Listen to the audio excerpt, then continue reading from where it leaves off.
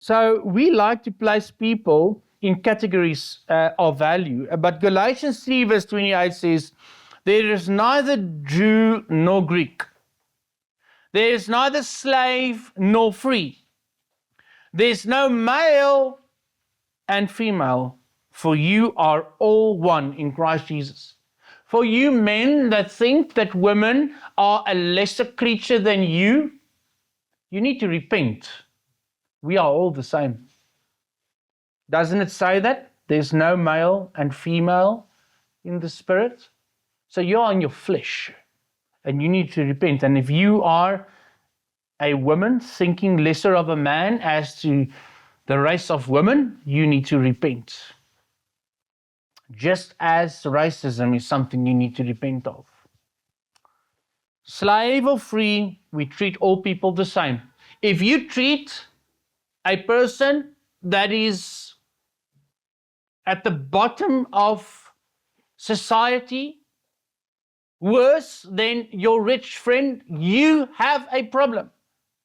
If we have a church and there's a section for VIP people, only VIP can sit here, you have a problem. You bunch of poor people go and sit at the back, oh, please come in. And you'll see a VIP section for those that is in high positions, that has got titles, that's influential, that has money. You need to repent because you place people at another value. VIP, right? Very important people. Wow.